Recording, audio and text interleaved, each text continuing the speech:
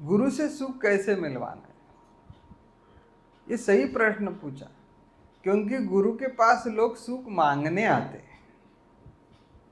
और सुख मांगने से मिलता नहीं, वो मिलवाना पड़ता है।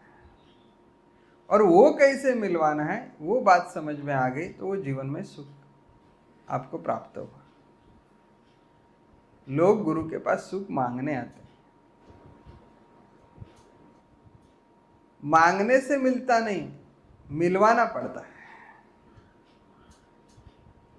और गुरु आपके मन को ही जब सही रास्ते पे लाते तब सुख आपको मिलता है।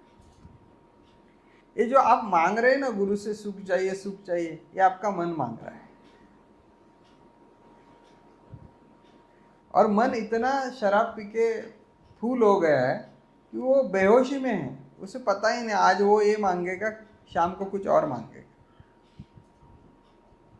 सुबह कुछ और मांगेगा, दोपहर को कुछ और मांगेगा, फिर रात को कुछ और मांगेगा। क्योंकि मन में शराब उतरी है।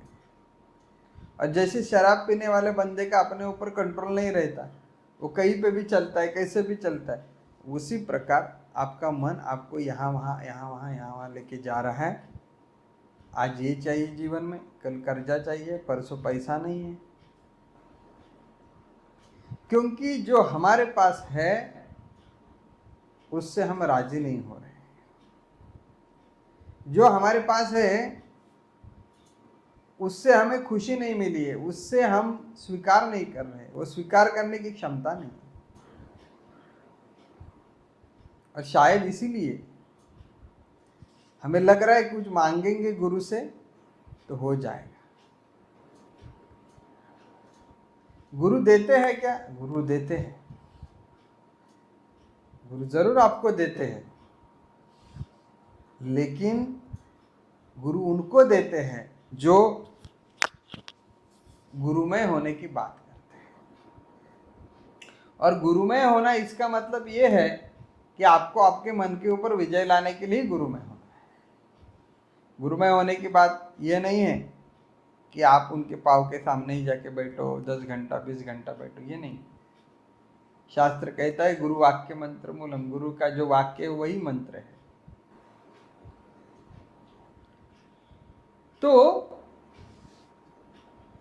हमारे जो जीवन के प्रश्न हैं वो प्रश्न ठीक ठिकाने पे लग जाएंगे तो हमें लगता है सुख मिल गया। लेकिन प्रश्न कितने हैं? हर मिनट में एक नया प्रश्न आता है। एक काम होता है तब तक 10 और प्रश्न निर्माण हो जाते हैं। मानो कि कोई बिजनेस करने के लिए बैठे हैं, बिजनेस करने में इतने ही काम है कि अपने पास जो सामान है वो सामने वाले को बेचना है, लेकिन एक ही क्रिया में 10,000 प्रश्न तैयार हो जाते करते जाओ तो। ऐसा क्यों है? इसका कारण है आपका मन, हमारा मन। हमारा मन हमें सोचने को मजबूर करता है।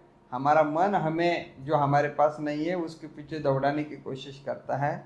हमारा मन कहता है कि देखो देखो बगल वाला, देखो उसका तो 3 मंजिल का घर हो गया, तुम्हारा कब होगा? देखो देखो उस पप्पू की भी शादी हो गई, अब तुम्हारी कब होगी? देखो देखो उनको तो 2 बच्चे हो गए, अब आपका नंबर कब है? अरे देखो देखो तुम्हारा उम्र ऐसा ही चलता जा रहा है, लोग तो कहीं से कहीं चला गए। ये विचार, ये फुसलाने वाली बातें हैं, ये आपका मन ही आपसे कर रहा है और आप उस मन के अधीन हो। और इसीलिए आप चीज़ों को मांग रहे हो और आपको लग रहा है जो भगवान से हम मांग रहे हैं वो बात हमें मिल गई तो हम सुखी हो गए। नहीं, मैं हमेशा कहता हूँ आपके जीवन के लिए जो अभी योग्य है, पर्याप्त है, वह अभी आपके पास है। बस मन को ठिकाने पे लगाओ। मन पे ठिकाना को लगाओगे तो है उसमें सुख लगने लगेगा।